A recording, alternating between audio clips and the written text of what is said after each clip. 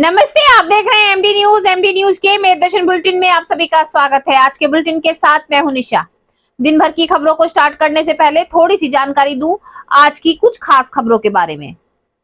सबसे पहले, प्रभु यीशु का जन्म हो चुका है और सभी चर्च में प्रेयर के लिए पहुंच चुके हैं। खुशियां मनाई जा रही हैं कि प्रभु यीशु धरती पर पधार चुके हैं और उनको लेकर के चर्च में स्पेशल प्रार्थनाएं की गई हैं। क्रिसमस को लेकर तैयारियां पूरी हो चुकी हैं। मैं आपको लगातार मेरदर्शन चैनल के माध्यम से हर फेस्टिवल के बारे में जानकारी दे रही हूँ कि किस तरीके से मेरठ में क्रिसमस की तैयारियां चल रही हैं। जगह जगह पर स्कूलों में भी कार्यक्रम कराए गए क्रिसमस पर्व को लेकर के। तो वहीं आज प्रभु यीशु के जन्मदिन की खुशी में सभी ने एक दूसरे को बधाई दी। चर्चों में विशेष प्रेयर की गई। दूसरी ओर, गुरु गोविंद साहब के 4 साहिबजादे आज शहीद भी हुए थे। 21 दिसंबर से 27 दिसंबर के बीच में 4 साहिबजादों ने शहीदी दी थी और माता गुजरी ने, जिसको लेकर के पिछले कई वर्षों से गुरुद्वारों में कार्यक्रमों का आयोजन किया जाता है। छोटे छोटे बच्चों द्वारा कार्यक्रम का आयोजन किया जाता है, जिसमें बच्चे 4 जो साहिबजादे शहीद हुए हैं, जिन्होंने अपनी शहादत दी थी, उनके बारे में अपनी पंक्तियां रखते हैं, शब्द कहते हैं, कविताएं सुनाई जाती हैं। बहुत अच्छा प्रोग्राम किया जाता है दिल्ली रोड गुरुद्वारे में। मैं आगे आपको पूरी जानकारी दूंगी। मैं खुद मौके पर पहुंची और मैंने छोटे छोटे बच्चे जो वहां पर 4 साहिबजादों के बारे में पंक्तियां कह रहे थे, उन पंक्तियों को सुना और वाकई में ही हमें अपने इतिहास की जानकारी बच्चों को अभी से देनी शुरू कर देनी चाहिए, ताकि उन्हें पता हो कि हमारी संस्कृति क्या है, आज हम जीवित हैं तो किस वजह से हैं। सर्दी ने अपनी दस्तक बहुत तेज कर दी है। कोहरा भी बढ़ने लगा है। साथ साथ कोरोना की दस्तक भी हमारे उत्तर प्रदेश तक पहुंच चुकी है। जी हां, आपने सही सुना। जहां दूर दूर कोरोना का कहर बरस रहा है, तो हमारे उत्तर प्रदेश में भी कोरोना ने दस्तक दे दी है। बिजनौर के एक बच्चे को न्यूट्रिमा अस्पताल में भर्ती कराया गया है, जिसको निमोनिया हुआ था और वो बच्चा वेंटिलेटर पे है, लेकिन डॉक्टर्स की जानकारी के अनुसार उसका टेस्ट कोरोना पॉजिटिव पाया गया है। मैं भी आप सभी से यही कहना चाहूंगी कि आप लोग सतर्क हो जाइए, अपना बचाव शुरू कर दीजिए, क्योंकि कोरोना का इलाज, सबसे बड़ा इलाज आपका अपना बचाव ही है। क्योंकि आप अपना बचाव करेंगे, आपके परिवार का बचाव होगा, आपके अपनों का बचाव होगा। दूसरी ओर, आज स्ट्रीट वेंडर्स ने जिलाधिकारी कार्यालय पहुंचकर प्रदर्शन किया। उनका कहना है कि कई जगहों पर जो स्ट्रीट वेंडर्स अपनी ठेले लगाते थे, वहां से मेडिकल थाना पुलिस ने उनको हटा दिया है, जिसके कारण से उनको परिवार चलाने में काफी परेशानियां हो रही हैं। आज उन्होंने ज्ञापन सौंपा है कि उनको कहीं दूसरी जगह पर स्थान दिया जाए, जहां पर वो अपना ठेला लगा सके। जनसंख्या फाउंडेशन के बारे में आप हमेशा से जानते हैं कि बार बार धरना प्रदर्शन करते हैं, क्योंकि बढ़ती जनसंख्या समस्या को जन्म दे रही है। उन समस्याओं को रोकने के लिए कार्यकर्ता आगे आते हैं, आवाज भी उठाते हैं, धरना प्रदर्शन करते हैं। जनसंख्या समाधान फाउंडेशन द्वारा कार्यकारिणी को बढ़ाने के लिए नए कार्यकारिणी सदस्यों का गठन किया गया, उनको उनका कार्यभार सौंपा गया। तो जुड़े रहे मेरदर्शन के साथ, देखते रहे मेरदर्शन। सबसे पहले नजर डालते हैं आज की हेडलाइंस पर, जिसके प्रायोजक हैं जूम डिजिटल मूवी वर्ल्ड। मेरदर्शन समाचारों के इस भाग के प्रायोजक हैं खेमचंद पहलवान, पूर्व सदस्य उत्तर प्रदेश कांग्रेस कमेटी व अध्यक्ष गांधी मार्ग व्यापार संघ मेरठ। क्रिसमस पर्व को लेकर मेरठ के सभी चर्चों में तैयारियां हुई पूरी। सभी चर्चों को सजाया गया भव्य तरीके से। प्रभु यीशु के जन्मदिन की हुई तैयारियां। रात को प्रेयर के लिए चर्च में पहुंचे श्रद्धालु। प्रभु यीशु के जन्म की मनाई खुशियां, एक दूसरे को दी बधाई। 4 साहिबजादों के शहीदी दिवस पर दिल्ली रोड गुरु नानक नगर स्थित गुरुद्वारा सचखंड साहिब में कार्यक्रम का किया गया आयोजन, जिसमें छोटे छोटे बच्चों द्वारा सुनाई गई कविताएं, शब्द साखी, वहीं साहिबजादों के बारे में पंक्तियां व गुरुद्वारा कमेटी के सदस्यों द्वारा भी युवा पीढ़ी को 4 साहिबजादों के बलिदान के विषय में दी गई जानकारी। कार्यक्रम में भाग लेने वाले सभी बच्चों को किया गया पुरस्कृत। कोरोना वायरस का एक बार फिर से बरसना शुरू हुआ कहर। विदेशों में देखने मिल रहा है इसका ज्यादा संक्रमण। भारत को भी किया हाई अलर्ट। वहीं मेरठ के न्यूट्रिमा अस्पताल में भर्ती बिजनौर के 5 साल के बच्चे में कोरोना की हुई पुष्टि। अस्पताल के प्रबंधक डॉक्टर संदीप गर्ग ने दी जानकारी। वेंटिलेटर पर है बच्चा, हुआ है निमोनिया, किया जा रहा उपचार। मेरठ सीएमओ डॉक्टर अखिलेश मोहन का कहना, बच्चे का सैंपल जीनोम सीक्वेंसिंग के लिए भेजा जा रहा दिल्ली। महिला क्रिकेट खिलाड़ियों को बढ़ावा देने के लिए वर्धमान एकेडमी राधा गार्डन द्वारा नववर्ष के अवसर पर साकेत ITI क्रिकेट मैदान में महिला 2020 क्रिकेट टूर्नामेंट का होगा आयोजन। मुख्य अतिथि रहेंगे SSP Rohit Singh Sajwan. Vardhman red Vardhman blue महिला टीम के बीच होगा रोमांचक मुकाबला। व इसके साथ साथ वर्धमान एकेडमी राधा गार्डन महिला क्रिकेट एकेडमी का भी किया जाएगा गठन, जिसमें शहरी परिवेश की छात्राओं के साथ साथ ग्रामीण परिवेश की छात्राओं को भी दिया जाएगा प्रवेश। प्रेस वार्ता के माध्यम से दी गई जानकारी। मेडिकल थाना पुलिस द्वारा पुरानी हापुड़-चुंगी एल तिराया हापुड़ रोड पर ठेला लगाने वाले स्ट्रीट वेंडर्स को हटाया गया, जिसके कारण स्ट्रीट वेंडर्स के सामने आ रही बड़ी समस्या, परिवार का पालन करना हो रहा मुश्किल। आज भारतीय कम्युनिस्ट पार्टी के सदस्य पहुंचे जिलाधिकारी कार्यालय, वेंडर्स को कोई उचित जगह देने की अपील। महिलाएं नहीं है किसी से कम, हर फील्ड में बढ़ रही आगे। मेरठ से गाजियाबाद के कौसाम्बी बस डिपो तक का सफर करके यात्रियों को अपने साथ सुरक्षित लेकर पहुंची प्रियंका शर्मा, महिला ड्राइवर। लोगों के उड़े होश, महिला ड्राइवर ने महिलाओं के लिए बनी प्रेरणा। प्रियंका ने योगी सरकार का किया धन्यवाद, कहा योगी सरकार महिलाओं को हर क्षेत्र में बढ़ा रही आगे। थाना सदर बाजार के गांधी बाग में अभ्यास के लिए आया बहादुरपुर निवासी क्रिकेटर विनुज लापता, परिजनों ने अपहरण की जताई आशंका, थाना सदर में कराई रिपोर्ट दर्ज। जनसंख्या समाधान फाउंडेशन द्वारा आज नई कार्यकारिणी को बढ़ाने के लिए कार्यकारिणी के सदस्यों का किया गया गठन, सौंपा गया उन्हें कार्यभार। प्रेस वार्ता के माध्यम से दी गई जानकारी। अब खबरें विस्तार से। सबसे पहले क्रिसमस, जी हाँ, क्रिसमस का पर्व प्रभु यीशु के जन्मदिन की खुशी में मनाया जाता है। प्रभु यीशु का जन्मदिन मनाया जाता है, तो मैं आपको बताती चलूं कि सभी चर्च में प्रभु यीशु का जन्मदिन हो चुका और सभी जो है प्रेयर के लिए चर्च में पहुंचे। विशेष प्रेयर रात के 12 बजे की जाती है चर्च में और काफी भीड़ में वहां पर श्रद्धालु पहुंच रहे हैं और अपनी अपनी श्रद्धा भक्ति दिखा रहे हैं, प्रभु यीशु के जन्म की खुशियां मना रहे हैं, एक दूसरे को बधाई दी जा रही है। क्रिसमस का पर्व बड़े दिन के रूप में भी मनाया जाता है। काफी जगहों पर सेंटा क्लॉज बनकर खुशियां बांटी जाती हैं, मिठाइयां बांटी जाती हैं, चर्च में केक काटे जाते हैं। मैं आपको लगातार मेरे दर्शन चैनल के माध्यम से नजारे दिखाती हूँ कि किस तरीके से हर फेस्टिवल को मनाया जा रहा है। मैं आपको दिखा रही हूँ कि किस तरीके से चर्च में विशेष प्रेयर की गई है और श्रद्धालु भक्ति भाव के साथ प्रभु यीशु के जन्म की खुशियां मना रहे हैं। हमें ईश्वर का मंदिर बनना है। आज के दूसरे पाठ हमसे बताते हैं प्रभु यीशु इसलिए आया अपने आप को विनम्र बनाते हुए, दीनहीन बनाते हुए, मनुष्य के रूप में उसने इस दुनिया में इसलिए आया ताकि हमें एक नए जीवन दे, एक सुंदर जीवन दे। बड़ा करना होगा, हमें अपने आप को विनम्र बनाना होगा, हमें पाप के मार्गों, तब हम देखेंगे ये पाप हमारा है। आइए हम इसमें से बलिदान में भाग लेते हुए कृपया खड़े हो जाएं, हम अपने विश्वास की घोषणा करें।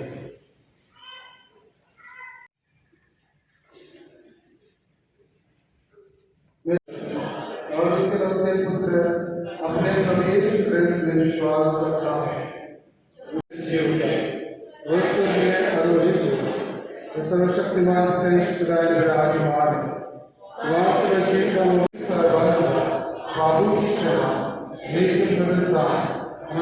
विश्वास करता हूँ और उससे प्रार्थना करें कि क्रिस्त जयंती का ये पर्व हमें सच्चे आनंद और सुख शांति से भर दे। अपने पड़ोसियों एवं दोस्तों मित्रों के साथ जन्म पर्व का उत्सव मना सके, देर तक अपनी खुशी में शामिल कर सके। इसके लिए हम पिता ईश्वर से प्रार्थना करें। आइए हम मौन होकर हमारी सभी प्रार्थनाओं को प्रभु के सम्मुख रखें। आर्पण की रिहाई के लिए हम प्रार्थना करें।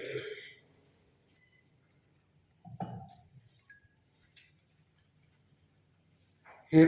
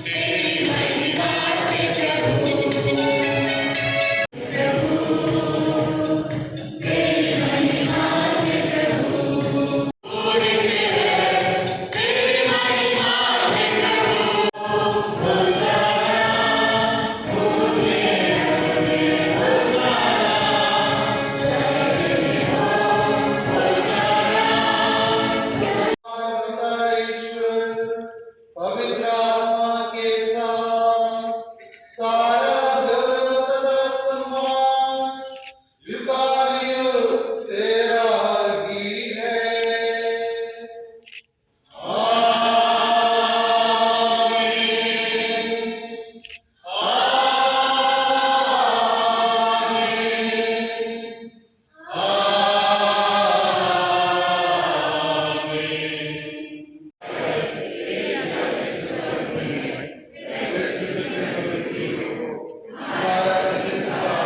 ये एक संस्कार है जिसे केवल कैथलिक क्रिश्चियन भाई बहन ही स्वीकार कर सकते हैं।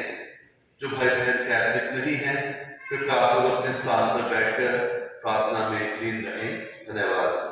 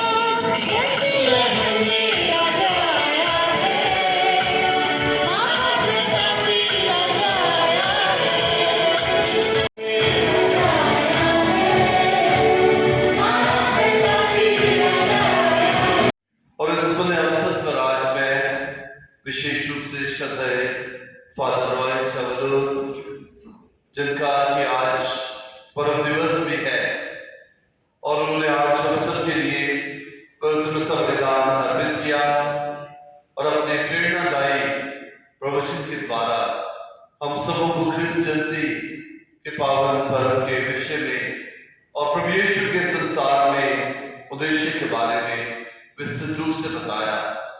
तो आज मैं उनको बलि परिवार की तरफ से हृदय धन्यवाद देता हूँ और साथ ही साथ उनके पर्व दिवस के अवसर पर उनको हार्दिक शुभकामनाएं भी अर्पित करता हूँ। हम सबकी श्रद्धेय फादर रॉय यही प्रार्थना है कि आप हमेशा पवित्रता और आत्मिकता 9 बजे कृपया ध्यान दें।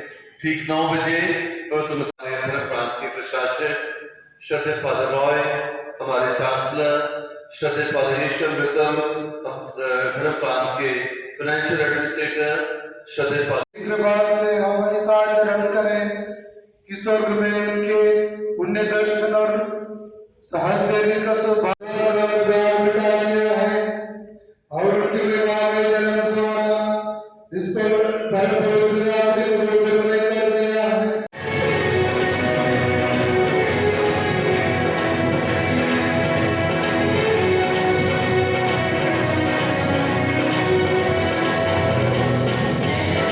मैं ये कहना चाहती हूँ कि प्रभु यीशु मसीह का आज जन्म हुआ है, जिसको आज हम लोग मिस्सा के द्वारा सेलिब्रेट करा गया है और सुबह भी मॉर्निंग में मिस्सा है और आपने देखा कि किस तरीके से हम लोगों ने गाना गाया यहाँ पे और हमने खुशियाँ मनाई ईश्वर के जन्म के लिए।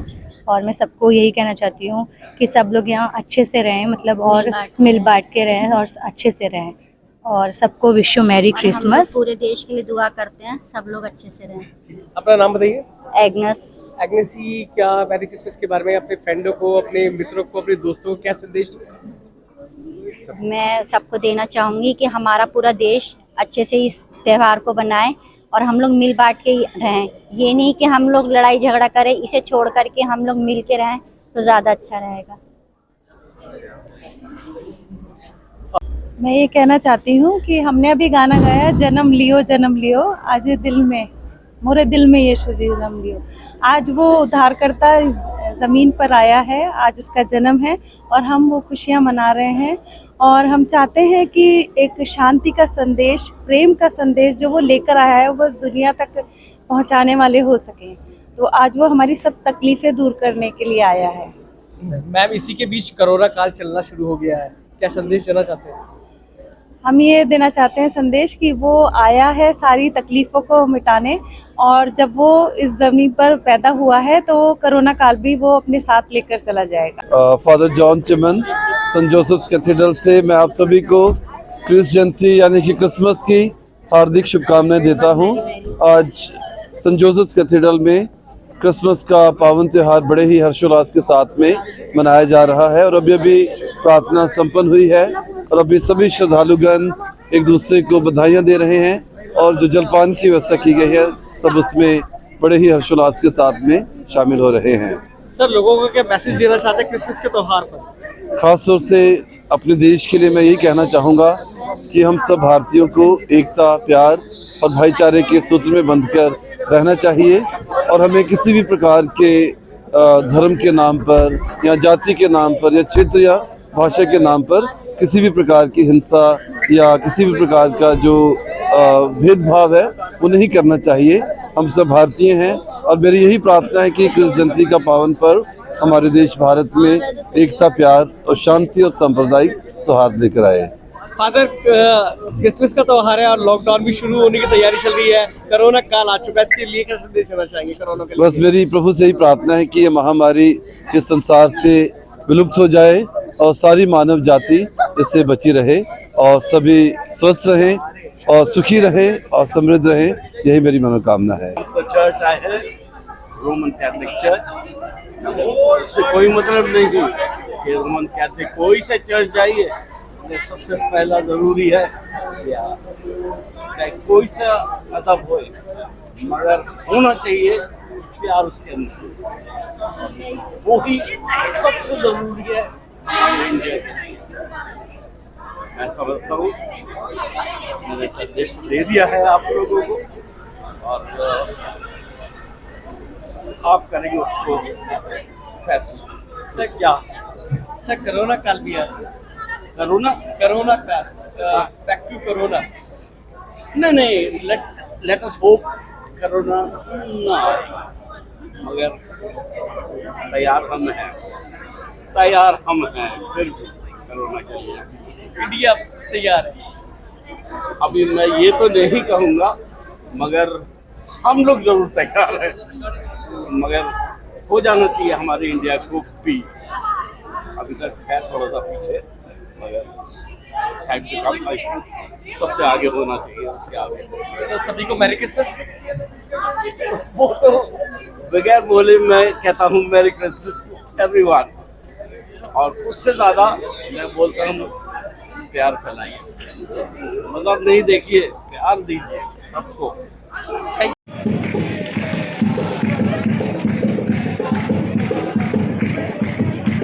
जहां क्रिसमस पर्व को चारों ओर हर्षोल्लास के साथ मनाया जा रहा है, पूरे देश भर में खुशियों के साथ मनाया जा रहा है, तो वहीं पर गुरु गोविंद साहब के 4 साहिबजादों के शहीदी दिवस को भी काफी अच्छे से गुरुद्वारों में मनाया जा रहा है। आज उनकी शहादत के दिन के रूप में प्रत्येक वर्ष इस दिन को मनाया जाता है। आज मैं खुद पहुंची अपनी टीम के साथ दिल्ली रोड स्थित सचखंड साहिब गुरुद्वारे में, जहां पर पिछले 20 वर्षों से कार्यक्रम का आयोजन किया जाता है। लेकिन इस कार्यक्रम की विशेषता जो मुख्य है वो यही है कि यहाँ पर बच्चे कार्यक्रम में ज्यादा से ज्यादा भाग लेते हैं। जब उसकी जानकारी मैंने खुद हासिल की तो बताया गया कि बच्चों को कार्यक्रम में ज्यादा से ज्यादा भाग दिलवाने का मतलब यही है कि 4 साहिबजादे बहुत छोटी छोटी उम्र के थे और उन्होंने अपने सिख जो समुदाय है उसको बचाने के लिए, अपने हिंदुत्व को बचाने के लिए अपने प्राण त्याग दिए थे। बच्चों को पता होना चाहिए कि हमारा इतिहास क्या है, आज हम सुरक्षित हैं तो क्यों हैं। गुरुद्वारा सचखंड साहिब के जो सेवादार हैं और जो वहां पर आए हुए अतिथि थे, सभी ने बताया कि बच्चों को इस समय से ही उनके संस्कारों के बारे में बताना चाहिए, उनके इतिहास के बारे में बताना चाहिए, ताकि बच्चे अपने जो संस्कार हैं उनसे जुड़े रहें। साथ साथ उन्होंने जो गुरुद्वारे के सभी सेवादार और अतिथि थे, उन्होंने देश के प्रधानमंत्री नरेंद्र मोदी का भी धन्यवाद किया, क्योंकि 400 वर्ष पहले शहादत हो चुकी थी लेकिन अब तक किसी को इतने ठीक से याद नहीं था। लेकिन देश के प्रधानमंत्री ने 26 दिसंबर को वीर बाल दिवस के रूप में मनाने के आदेश दिए हैं।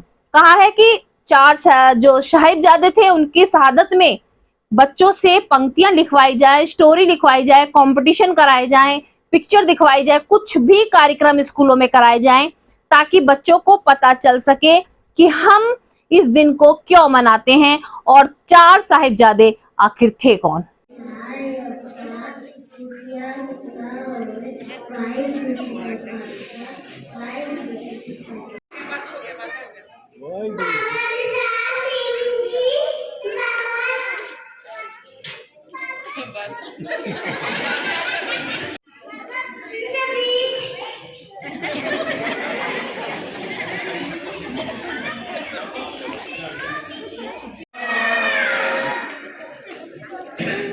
विमलप्रीत कौर,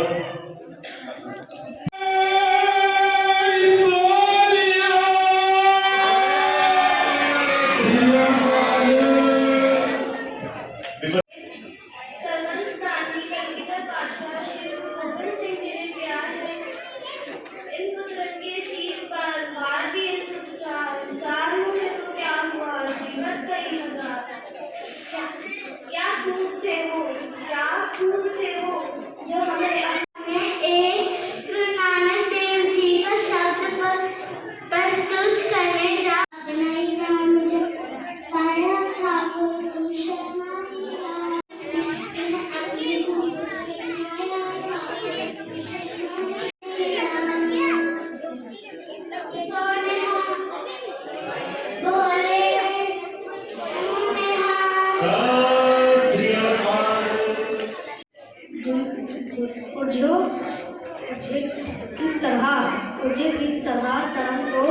मुझे किस तरह तरंग को सारे दो दीवार दर, दो दीवार दर, दो मैदान दर, दो दीवार दर, दे दो दीवार दर।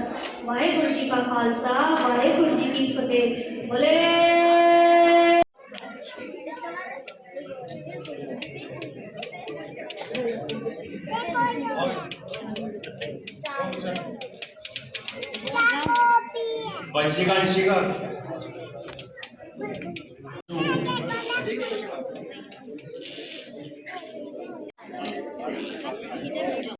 प्रभरूप सिंह, जसकिया सिंह, त्रिशा कौर।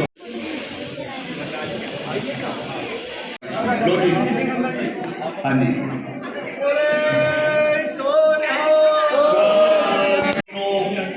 अपने गुरुद्वारा साहब के 4 साहिबजादे पिक्चर शादी साथ होकर दिखाई। वाहिगुरु जी का खालसा, राज करेगा, राज करेगा, चूरते निशान रहे, चूरते निशान रहे। आज मैं आपको लेकर आई हूँ दिल्ली रोड स्थित गुरुद्वारा सचखंड साहिब में। यहाँ पर प्रत्येक वर्ष एक कार्यक्रम का आयोजन किया जाता है 4 साहिबजादों की याद में। और सबसे बड़ी जो विशेषता इस कार्यक्रम की है वो ये है कि छोटे छोटे बच्चे इस कार्यक्रम में भाग लेते हैं। ये कार्यक्रम कब से किया जा रहा है और क्या इसकी विशेषता है, छोटे बच्चे ही इस कार्यक्रम में क्यों भाग लेते हैं, उसकी जानकारी मैं आपको दिलाऊंगी कि क्या कारण रहा है जो छोटे बच्चे ही इस कार्यक्रम में भाग लेते हैं और क्यों आज के दिन को याद किया जाता है। आपका बहुत बहुत स्वागत है मेरे देश में सर। तो आज मैं आपसे जानना चाहूंगी कि जो ये कार्यक्रम आज किया जा रहा है तो इसका मेन मकसद क्या है इस कार्यक्रम को करने। मेरा नाम राजेंद्र सिंह है, मैं यहाँ का सेवादार हूँ गुरुद्वारा साहब का। और ये जो समय निकल रहा है, ये हफ्ता समझ लीजिए 15 दिन, ये सिख इतिहास का ऐसे पन्ने हैं जबकि छोटे बच्चों से लेके और बुजुर्गों तक ने अपनी शहीदियाँ देके सिख पंथ की एक बहुत ही गहरी नींव रखी थी, जिसमें छोटे छोटे बच्चे 7 साल के 9 साल के जो हमारे 10वें गुरु साहब के साहिबजादे थे वो जिंदा नींवों में चिना दिए गए। बड़े साहिबजादे बाबा अजीत सिंह जी, बाबा जुझार सिंह जी, वो चमकौर की जंग में लड़ते हुए शहीद हुए और उनके साथ 10 लाख इस टाइम जो थी मुगलों की फौज चारों तरफ से घेरा किया हुआ था। और सिख जो थे आनंदपुर साहब के किले में घिरे हुए थे और वहाँ से जब गुरु साहब निकले हैं तो उसके बाद सारे ही सिख जितने उनके साथ थे 40 गुरु साहब के साथ और 2 साहिबजादे, माता गुजर कौर, सब शहीद हो गए। सिर्फ अकेले गुरु साहब 2 सिखों को लेके वहाँ से खालसा पंथ के हुक्म के अनुसार निकले थे कि फिर से खालसा पंथ को इकट्ठा करके और मुगलों का टाकरा किया जाए, और वो उन्होंने करके भी दिखाया। और उन्होंने अकेले ही निकले, साथ में 3 सिख थे।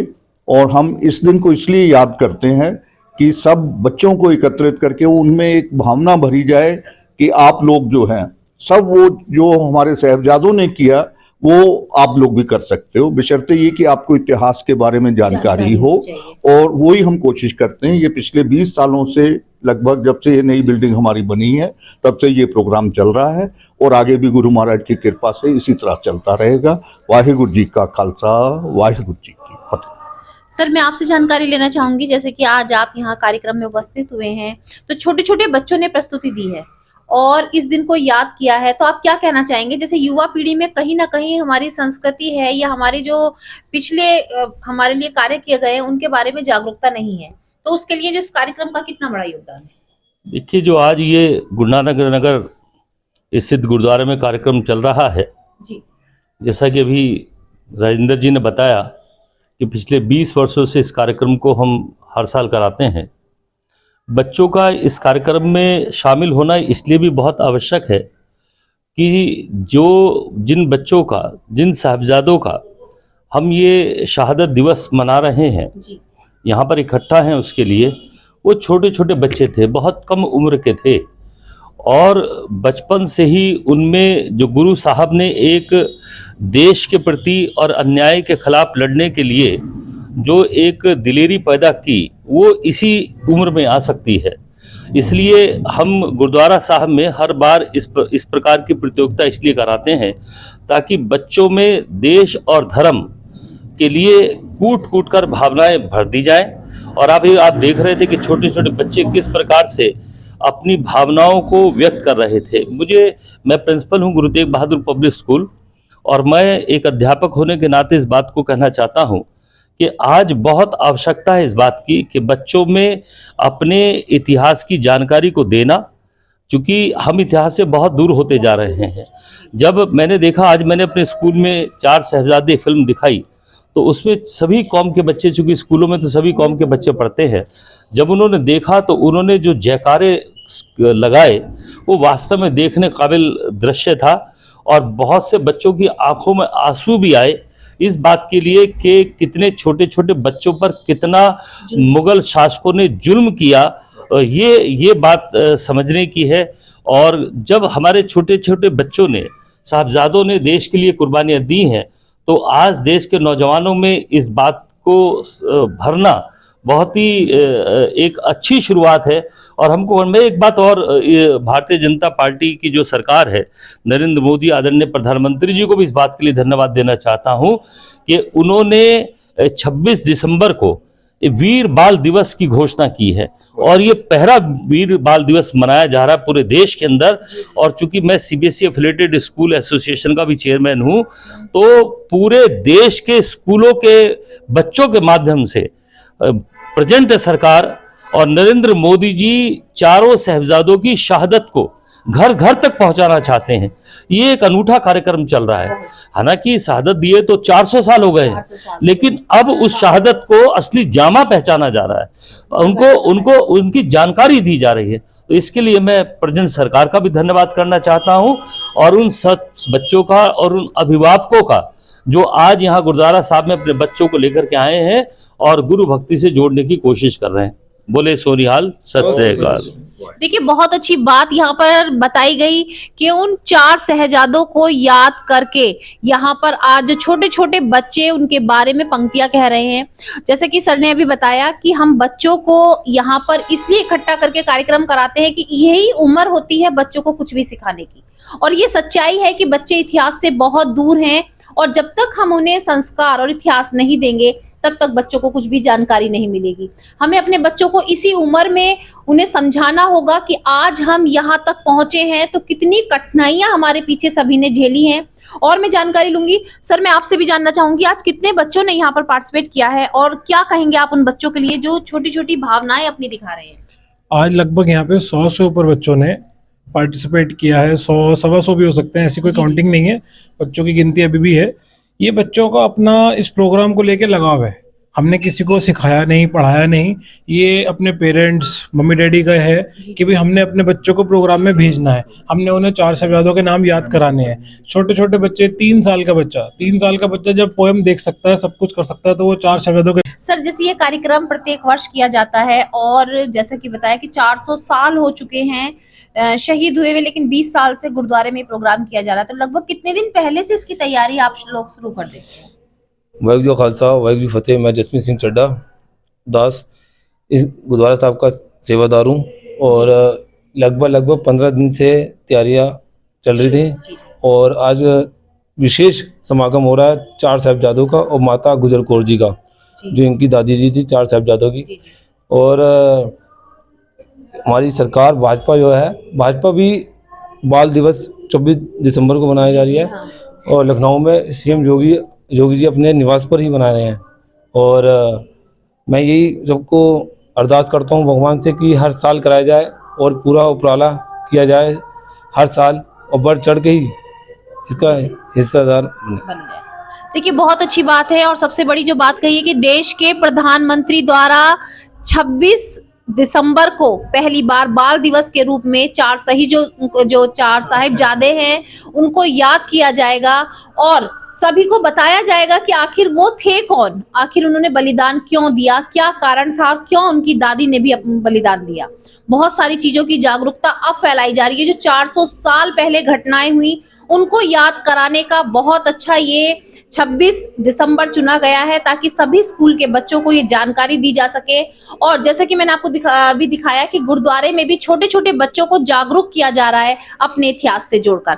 मैं आपसे भी जानकारी लेना चाहूंगी कि आप क्या कहना चाहेंगे आज के प्रोग्राम के बारे में। आपने देखा होगा और भी प्रोग्राम होते हैं, बड़े लोग पार्टिसिपेट करते हैं, लेकिन यहाँ पर बच्चों को प्रोग्राम में जोड़ा जा रहा है, तो क्या कहना चाहेंगे आप सभी? वाहिगुरू जी का खालसा, वाहिगुरू जी की फतेह। आपने देखा हमारे जो 4 साहिबजादे शहीद हुए हैं वो धर्म की रक्षा के खातिर शहीद हुए हैं।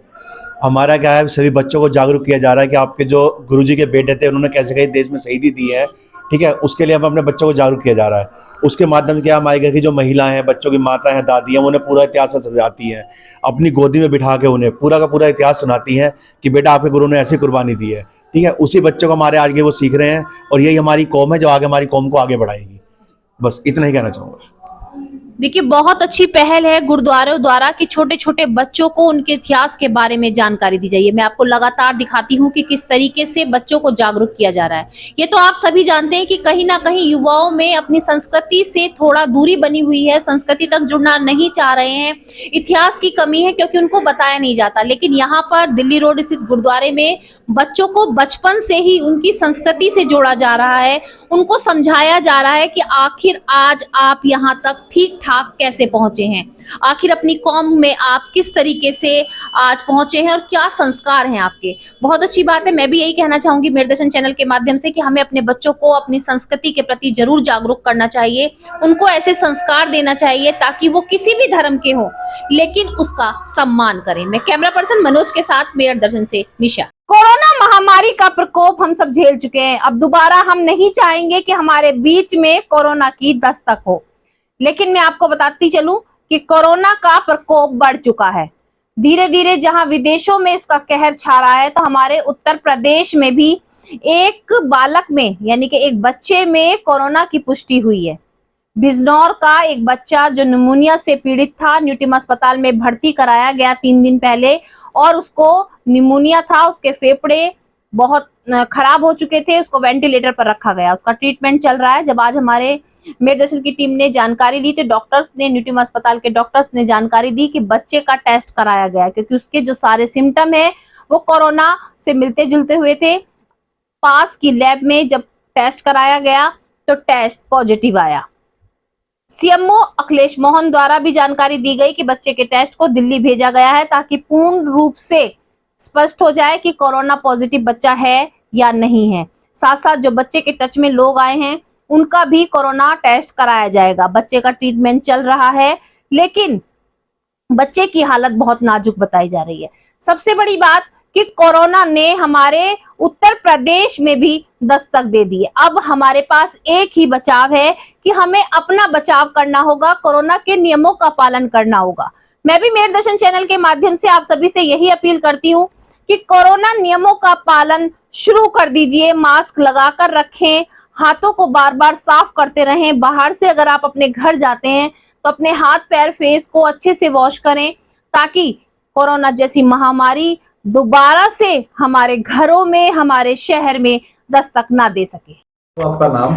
मैं डॉक्टर अमित उपाध्याय। डॉक्टर साहब, एक न्यूटिम हॉस्पिटल में एक पेशेंट एडमिट किया गया है जो बच्चा बताया जा रहा है, उसमें क्या सिम्टम्स आए हैं और क्या उसका स्पष्टीकरण है रिपोर्ट का?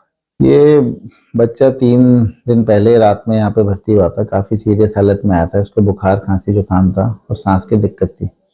ऑक्सीजन सैचुरेशन इसकी मात्र 50 से 60% थी। उस दिन आते ही पहले इसको नॉन इन्वेसिव वेंटिलेशन पे ट्राई करा गया लेकिन नॉन इन्वेसिव वेंटिलेशन से इसकी ऑक्सीजन नहीं बढ़ी, सांस की दिक्कत और बढ़ती जा रही थी। तो इनको फिर इंट्यूबेट करके सांस की नली के अंदर डालकर उससे हमने फिर वेंटिलेट किया।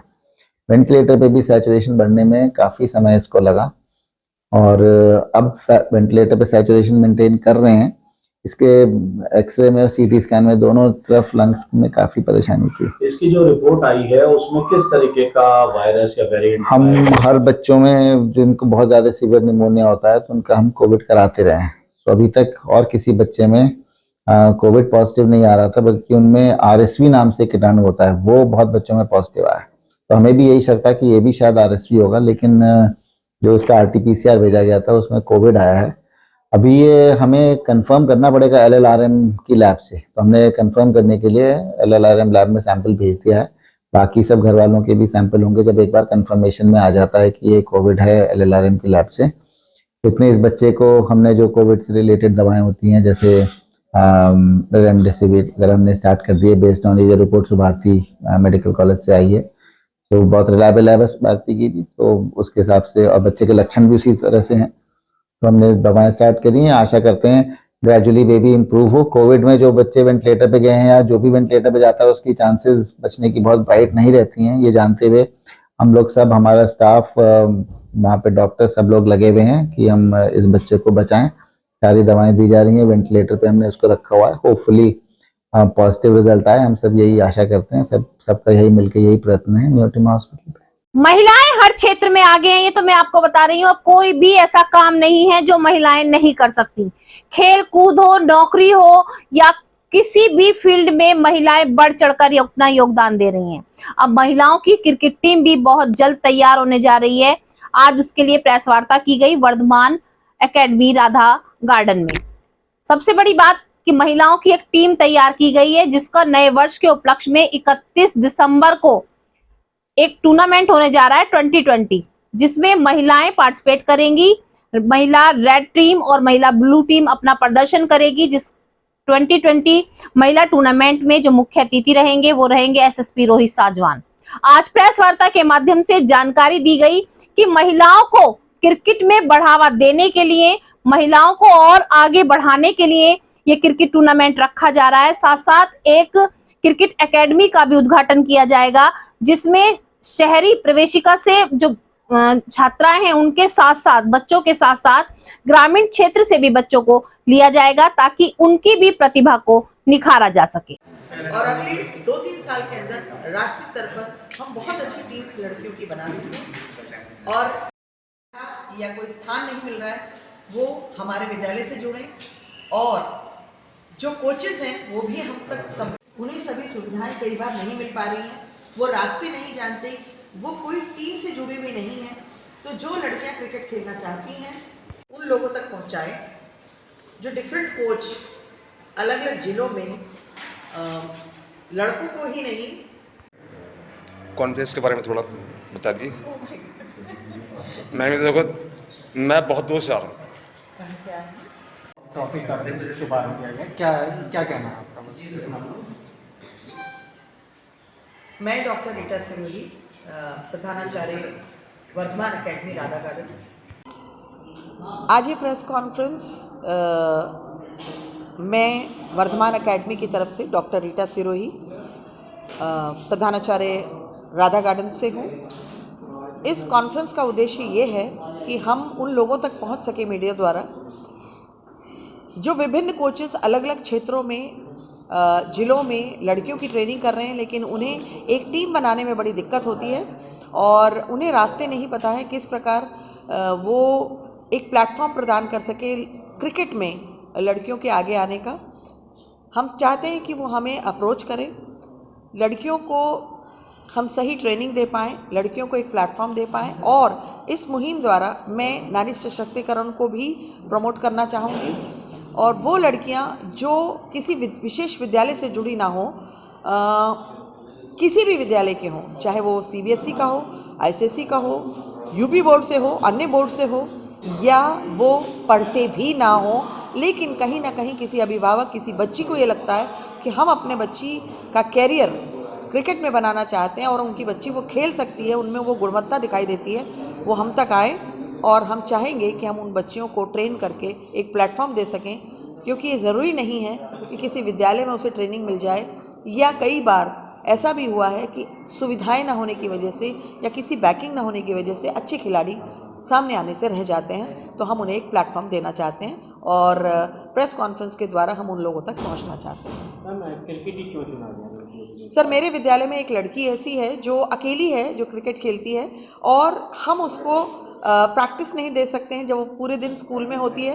शाम के बाद बहुत कम समय रहता है और इस वक्त वो बोर्ड एग्ज़ाम में है।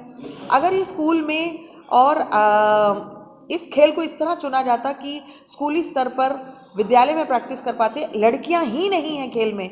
इवन हमने बहुत सारे लोगों तक अप्रोच करने की कोशिश करी तो हमें टीम्स नहीं मिली, और अंडर 21 में भी बड़ी मुश्किल से टीम बन पाई। कुछ लड़कियां इंटरेस्टेड थी लेकिन उन्होंने कभी कोई प्रैक्टिस नहीं की है। तो हम उस एक लड़की से प्रेरित हैं कि क्या विद्यालय स्तर पर इस प्रतियोगिता को आरंभ किया जाए, उनकी ट्रेनिंग शुरू की जाए। क्यों आज तक हमने इसे अनदेखा किया? और उस एक लड़की की प्रेरणा से मुझे लगा कि मैं अपने विद्यालय और विभिन्न विद्यालयों तक पहुंच सकूं। और प्रेस कॉन्फ्रेंस एक तरीका है जहां हम सब तक एक ही बार एक बात को कह सकते हैं। जनसंख्या समाधान फाउंडेशन, जी हाँ, जो हमेशा मुद्दों के लिए आवाज उठाता है कि बढ़ती जनसंख्या हानिकारक है, 2 बच्चों के लिए नियम बनाए जाएं, बहुत सारी चीजों के लिए धरना प्रदर्शन करते हैं जनसंख्या फाउंडेशन के सदस्य। आज भी जनसंख्या फाउंडेशन द्वारा एक प्रेस वार्ता का आयोजन किया गया, जिसमें जानकारी दी गई कि जनसंख्या फाउंडेशन के सदस्यों की संख्या बढ़ाने के लिए, यानी कि कार्यकारिणी और बड़ी करने के लिए सदस्यों को गठित किया गया। उनकी कार्यकारिणी में चुनाव किया गया, कार्यकारिणी को बढ़ाया गया और उनका कार्यभार उनको सौंपा गया। तो आप देखते हैं जनसंख्या फाउंडेशन के सदस्य समय समय पर आवाज उठाते हैं। बेरोजगारी को रोकने के लिए बढ़ती जनसंख्या सबसे बड़ी जो हानिकारक सिद्ध हो रही है। पानी नहीं रहेगा तो इंसान अरे 15 साल हम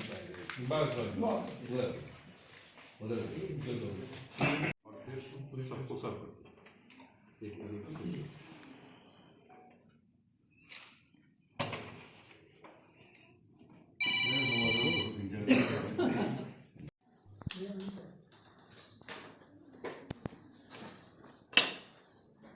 प्रेस नोट देखो सही जगह पहुंचेगा नहीं मुद्दा वास्तव में दिल का मुद्दा है। ये और सारे मुद्दे राजनीतिक हो सकते हैं, जनसंख्या राजनीतिक होता नहीं। चौधरी जी और हमारी संयोजिका बहन ममता सहगल जी का आभार प्रकट करना चाहूँगा कि मुझे ये नया दायित्व उन्होंने दिया है। और हम लोग सन 2013 से जनसंख्या की लड़ाई लड़ रहे हैं। जनसंख्या असंतुलन जो हमारे देश में हो रहा है और इतनी तेज़ी से हो रहा है कि अगर इसको रोका नहीं गया तो बहुत बड़ा विस्फोट भारतवर्ष में होने जा रहा है। जनसंख्या एक ऐसा विषय है जिस पे मैं समझता हूँ कि हम सभी एक मत होंगे कि जब जनसंख्या विस्फोट की तरफ हम लोग चल दिए हैं तो हर चीज़ में हम अब पीछे की तरफ चल दिए जनसंख्या को छोड़ के। जनसंख्या आगे जा रही है, हम पीछे जा रहे हैं। हमारी खेती पे प्रभाव पड़ रहा है, हमारे ओजोन लेयर पे प्रभाव पड़ रहा है, हम वायु प्रदूषण भुगत रहे हैं, जल प्रदूषण हम लोग देख रहे हैं। तो इस समीकरण में हम अपने आने वाले भविष्य को क्या दे के जाएंगे, ये एक महत्वपूर्ण सोचने का विषय है। तो इसीलिए हम लोग अब ये नई जिम्मेदारी, नया दायित्व जो मुझे दिया है, मैं पूरे जोश और खरोश के साथ अपने नए दायित्व का निर्वाह करूंगा। अच्छा, जनसंख्या नियंत्रण को लेकर ये संस्था आई थिंक बहुत समय से कार्यरत है और लगातार प्रयास कर रही है। कुछ इनोवेटिव प्रयास की जरूरत है, कुछ विशेष प्रयास की जरूरत है ताकि लोग जागरूक हों। बाकी जो कानून आएगा तो आएगा ही। देखिए, बहुत अच्छा प्रश्न किया आपने। लोग जागरूक हों, इसी के लिए हमारा ये सप्ताह जो है ये हस्ताक्षर अभियान चल रहा है। पूरे भारतवर्ष में हम लोग 26 राज्यों में सक्रिय हैं और मैं ऐसा मानता हूं कि इतना बड़ा संगठन जो हमारा आज बन चुका है, ये जिस तरीके से संगठन काम कर रहा है, हम लोग काम कर रहे हैं। हमने एक मिसाल के तौर पे हमने ये एक लक्ष्य रखा है कि एक सप्ताह के अंदर पूरे भारतवर्ष से 2 करोड़ हस्ताक्षर कम से कम हम इकट्ठे करके और माननीय प्रधानमंत्री जी को सौंपेंगे। एक सप्ताह में 26 राज्यों में 26 राज्यों में चल रहा है। उत्तर प्रदेश में खासतौर से क्योंकि आपको राष्ट्रीय महासचिव बनाया गया है, तो 26 स्टेट्स जितने भी हैं, हाँ। हर जगह ये बिल्कुल ये अभियान चलेगा ऑल ओवर इंडिया।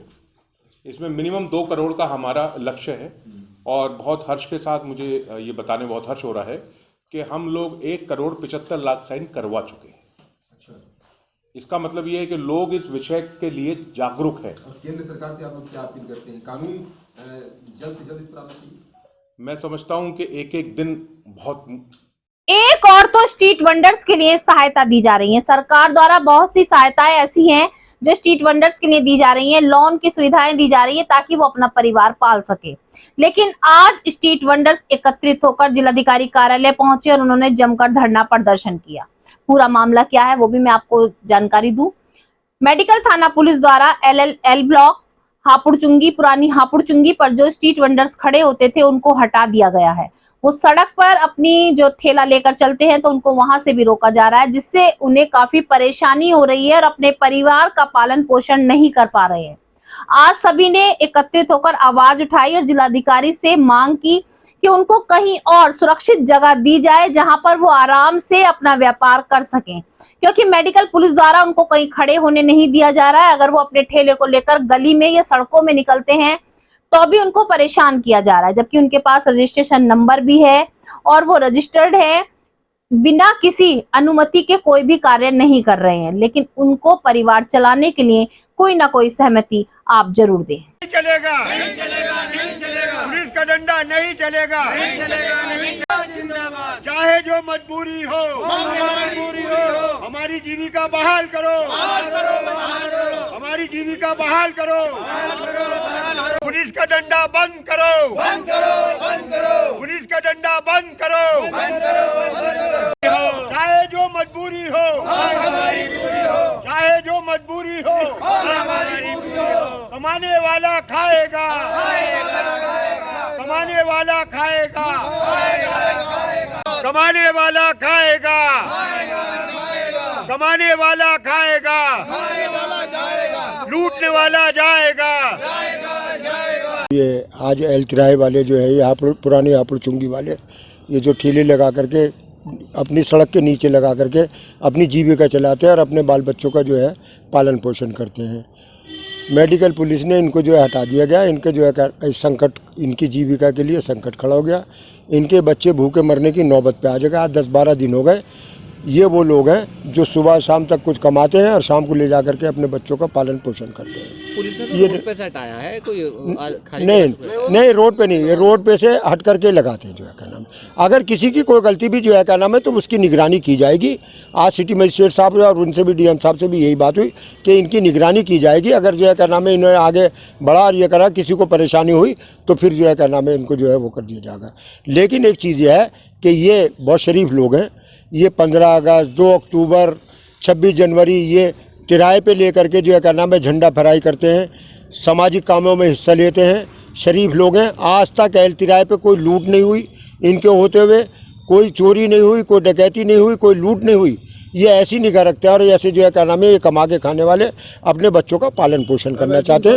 इनको जो सर एसडीएम साहब ने कहा कि मैं कह रहा हूँ जो है क्या नाम है उनको भी कह दूंगा, थाने वालों को भी, और जो है कहना का, लेकिन आप जो है अपना रास्ता वास्ते में नहीं गिरना चाहिए, कोई रास्ता नहीं गिरना चाहिए और अपनी जीविका चलाओ और अपना जो है क्या नाम है बच्चों का पालन पोषण करो। यही हम मीडिया वालों से भी, आप लोगों से भी हम यही उम्मीद करते हैं कि आप लोग आईना दिखाते हैं, आप लोग आते जाते रहते हैं, समझे। अगर ये कोई करे तो जो है क्या नाम है इनको बताना कि भी कामरेड जो है क्या नाम है आज तुम्हारे साथियों ने जो आगे ठेला लगाया और हम गए थे वहाँ। आज के मेरे दर्शन बुलेटिन में बस इतना ही। तेज और ताजा खबरें जानने के लिए देखते रहिए मेरे दर्शन। यदि आप भी हमारे साथ जुड़ना चाहते हैं, ये स्पेशल बुलेटिन बनवाना चाहते हैं तो नीचे दिए गए नंबर पर संपर्क करें, सब्सक्राइब करें MD न्यूज मेरठ।